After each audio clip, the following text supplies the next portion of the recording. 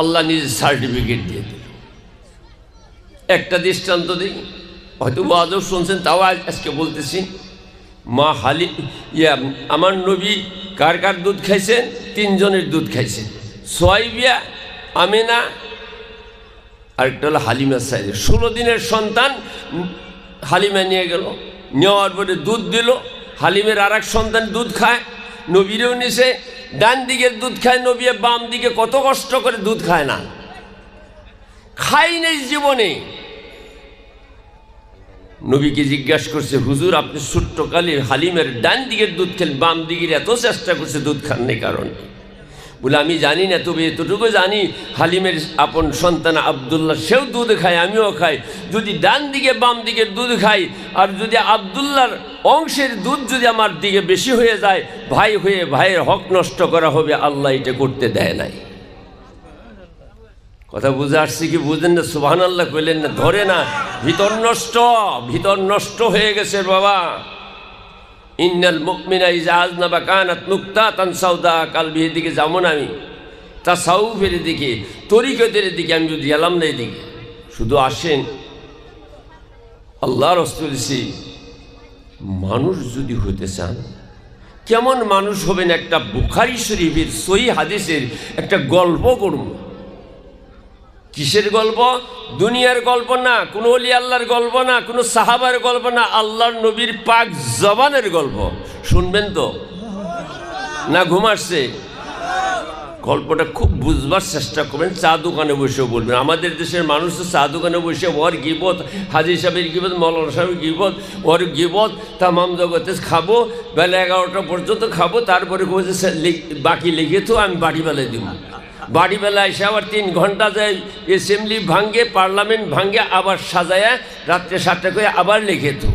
এইভাবে বাকি খাইতে খাইতে যখন 1700 টাকা হয়, ছেলের তো আগে ছিল খাজা গাজা গোল্লার দোকান, বাকি দিতে দিতে এখন নাই, লাল চা বেছে, দুধ চাও দিবার পারে, আছে না নাই?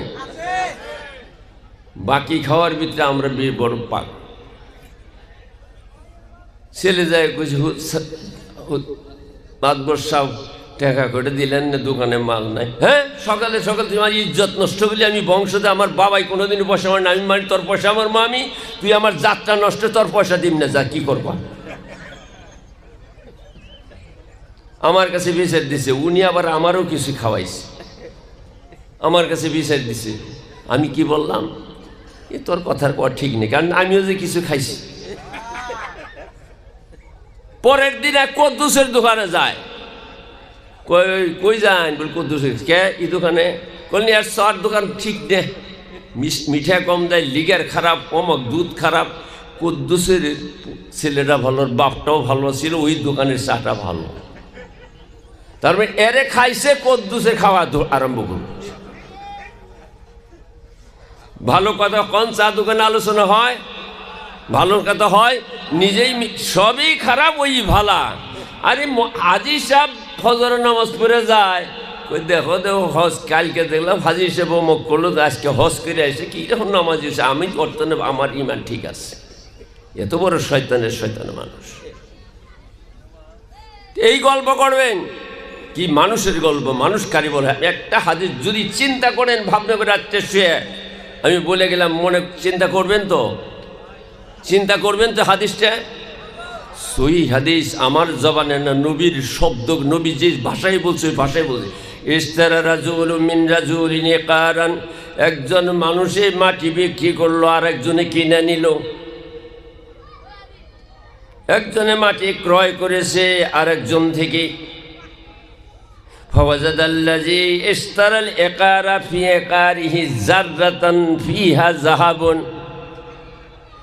পরের দিন নাই বাবা, এই সপ্তাহে নিজের জমি দখল করে কিন্নেওয়ালা চাষ করা শুরু করে দিছে। ফাওয়াজাদাল্লাযী ইশতারাল ইকারা, যেই মাত্র চাষ করা শুরু করছে, মাটি দখল করে নিয়েছে, একটা কলস বাইর হয়ে গেছে মাটির থেকে। ফিহা যাহাবুন, কলসটা সম্পূর্ণ স্বর্ণের, টাকা ছাড়া আর কিছু না, সমস্ত টাকা স্বর্ণের। কবল ভালো না খারাপ? কথা কন। একটা স্বর্ণের কলস পাইছে, মাটি কিনছে, 1 সপ্তাহ হয় নাই। কপাল ভালো না মন্দ? আপনি পাইলে কি সারবেন? আমি পাইলে কি সারমু? কেউ সারব।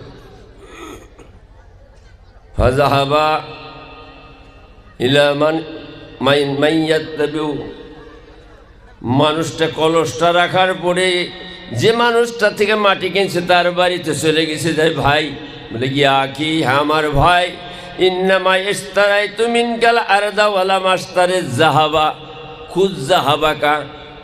কি বললো? ভাই তোমার থেকে মাটি কিনছি, আমি তো কলস কিনি নাই, স্বর্ণ কিনি নাই, তোমার মাটির কলসটা তুমি নিয়ে আসো, এই কলস আমি নেব না, তুমি নিয়ে নাও। এই জগতে আছে মানুষ? কোন আছে কেউ? ইনি ওই কলস আপনি নেন, আপনার মাটি কিনছে, আমি কলস তো কিনি নাই। ফাকালাল্লাযী লাহুল আরদা, মাটিওয়ালাই বলে ভাই, ও ভাই, ইন্নামা বিতুকাল আরদা, ও আমার মাটিওয়ালা ভাই, তোমার কাছে মাটি বিক্রি করেছি, ওই মাটির ভিতরে যা আছে তাও বিক্রি হয়ে গেছে, এটা আমার না তোমার। কি বলতেছে কথাটা কোন? না না না, এই যে আমি গল্পটা কে বলতেছি, গল্পটা কে করতেছে? আল্লাহর নবী। এই কাহিনীটি কে বলতেছে? আল্লাহর নবী বলতেছে। নবী মিথ্যা বলতে পারে? দুইজনে তর্ক ফাতানা যা, দুইজনে ঝগড়া, কেউ কলস নেয় না। অবশেষে বাবারা আমার, ভাইয়েরা আমার, দুইজনে বাড়িতে চলে গেল। পরদিন সকালবেলা দেখা হলো, আবার কথা পাইতে, তুমি কলস নেও বলে নিব না, তুমি নেও বলে নিব না, তবে এক কাজ করো, আমরা কেউ তো বুঝতেছি না। ফাতাহাকামা ইলা রাজুলিন, একজন ওই যুগের ভালো একজন মাতাব্বর বিচারকের কাছে বিচারে দিল। দুইজনে মিলে বলে কলসটা কে পায়? বিচারওয়ালা বলে ভাই কলস তুমি নাও বলে নিব না, বলে তুমি নাও নিব না, কি করা যায়? আল্লাহর দরবারে বিচারকে হাত তুলে দোয়া করে, আল্লাহ এমন বিচারে জীবনে পাই নাই, দয়া করে তুমি আমার ফয়সালা করার শক্তি দান করে। জোরে বলেন সুবহানাল্লাহ। জজ সাহেব যদি বিচারকে বলতো কলসটা আমার দেও, দিয়ে দিত। এই যুগে আছে, এখানে কথা জানি না, আমাদের দেশে দাদায় মাটি বিক্রি করছে, বাপ চলে গেছে, মাটিওয়ালায় মাটি দখল করে 40 বছর 60 বছর হয়ে গেছে, দাদার নামে সিটার মধ্যে নামটা আছে, কাটে না। ওই জায়গায় টাকা 2000 দিয়ে নামটা বসাইছে, যাই নাতিনে দাবি করছে দাদার মাটি এটায়, দাদা বন্ধক থুয়েছে, এটা তো বেঁচে নাই। এখানে আছে কি এত বড় শয়তান আছে না নাই? বাপ মারা গেছে, দাবি করে নাই। আচ্ছা, নাতি যে মাটির মধ্যে ঘর তুলছে, মাতাব্বরের পয়সা দিয়ে রাত্রে যায় ঘর তুলছে, এত বড় জালেম। আল্লাহ, আমি লম্বা করি না, শেষ হাদিসটা শেষ করে দিই। আমার বাবার, আমার ভাইয়েরা, মানুষ হয়ে যদি মরতে চান, একটা মানুষ যদি হইতেছেন, এমন একটা মানুষ হয়ে যান। ফাতাহাকামা ইলাইহি, মানুষজনে হাত তুলে দোয়া করলেন। পরের দিন দুইজনকে ডাকছেন, ডাকার পরে বলছে ভাই আলাকুমা ওয়ালাদুন, আল্লাহর কাছে সহায় চাইছে। কয় আলাকুমা ওয়ালাদুন, হে বেচনাওয়ালা ভাই, হে কিন্নাওয়ালা ভাই,